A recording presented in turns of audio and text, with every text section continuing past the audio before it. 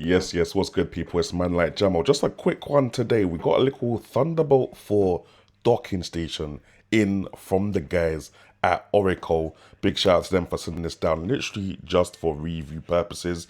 They don't get to see this video before it goes out, but I do get to keep this little docking station, and that's really just about it. Like, my opinions are my own, as they always are.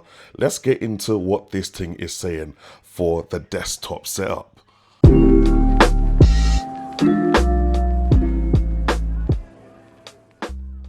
Alright, people, so this is the thing right here. Looks pretty much like every other generic silver plated dock kind of thing.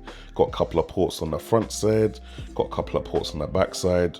On the top we just got logo, on the sides we really don't got anything, and we got some rubber feet on the bottom to stop it sliding around, and you got some other stuff there that you can pause and read if you really actually care. But more importantly, let's talk about this little port selection at the front. Now, going from left to right, we've got 3.5mm combination headphone and microphone jack. We got a USB-C, USB-A. They're both rated at 10 gigabits, so I think that's like 3.2 Gen 2 or whatever it's called. We got two Thunderbolt ports here, one Thunderbolt 4 port here for connecting other Thunderbolt 4 peripherals or just general high-speed data transfer up to 40 gigabits, maybe even an external SD card. I mean, what do they call it? GPU kind of thing. And you've got another Thunderbolt 4 here, which is uplink, so this connects anything you plugged into this dock to your laptop or whatever you're trying to connect it to kind of thing. Now you've also got a power button here, which I think is kind of useless because I'd like it to just be on for as long as it's powered on. Like, the amount of times that I've connected stuff to this and I forgot to turn it on, and I'm like, rah, why is this thing not working? Anyway, let's talk about the ports on the back. Now, on the back, you've got most of the display, the connectivity ports kind of thing going on. So you've got a little barrel pin here for charging and plugging it in kind of thing.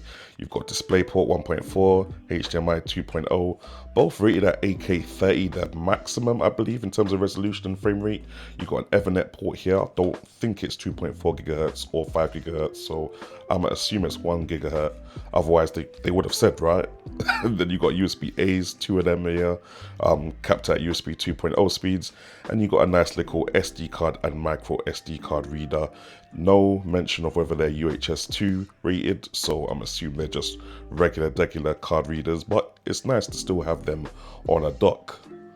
Now guys, I'm kind of embarrassed to say that I don't really use this to its full capabilities at the moment. I'm literally just using it as a USB docking station for my desktop computer, which hides underneath my desk, mainly because all the USB ports on my desktop computer are just, they're not out of reach, but they're just long, bruv. I don't want to be reaching underneath my desk to try and plug something in.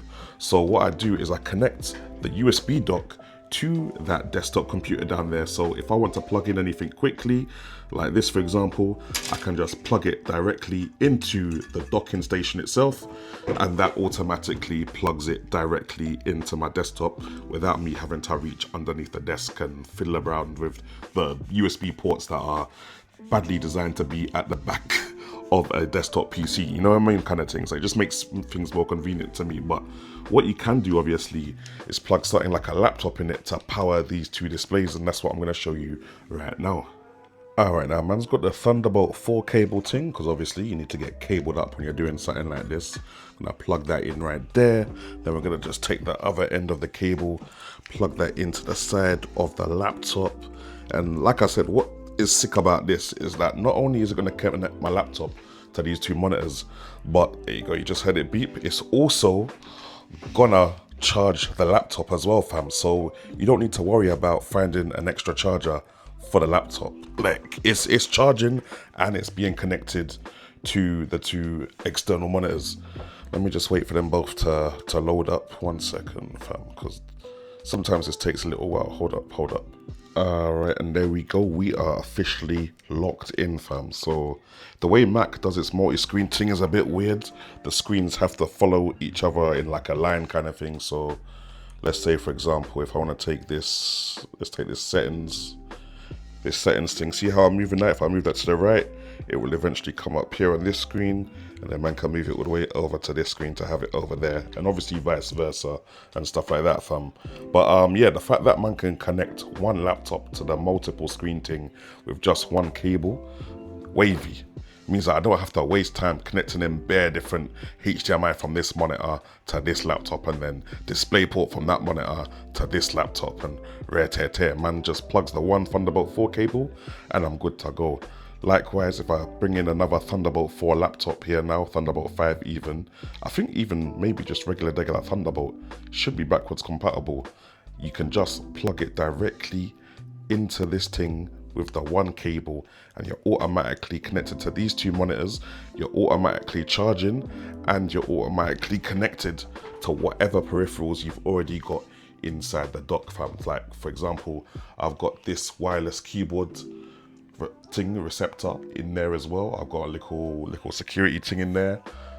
Man's got the microphone plugged in to the thing. Like, yeah, do you get it? Whole studio kind of setup, and it's nice and easy to just, like I said, plug things out and keep it moving with the laptop. So yeah, that's basically the thing, guys. Now, just to conclude, I'm pretty much happy with the port selection on the docking station. My only issue is that 85 watt PD fast charging speed. Most laptops I've seen nowadays require 140 watts of fast charging speed in it, which means that if I'm plugging in like one of my gaming laptops, for example the HP Omen 14, or one of the bigger MacBooks, the 16-inch MacBook Pro, those require 140 watts in it, so I'm not going to get my full fast charging capabilities out of this docking station when it's connected to the dock in it. But you know, with most other laptops and them kind of things there, 85 watts is going to be more than enough, especially for like your Steam Decks, your, I don't know, MSI Claws, your ROG Allies kind of thing, all those kind of handheld gaming PCs. This is brilliant for those because you just plug it in, and not only do you get to play your games on whatever screen, but you can easily plug it out and get portable again, which is what you want one of those handheld gaming PCs for in the first place. So yeah, if they just up the power limit for that PD fast charging a bit, that would be wicked. If they also up the power limit for the other fast charging ports, because the other Thunderbolt port only gives 15 watts of power. Again, if I want to plug in my laptop and fast charge my iPhone at the same time, I can't do that because I'm only going to get 15 watts out of the other port in it. So yeah, a little bit more consideration for the other peripherals and devices that we want to plug into this thing. But apart from that, I'm not mad at it, guys. Let me know what you guys think in the comment section below though. Is this the type of docking station that you would put in your setup? And make sure you like and follow for more content like this.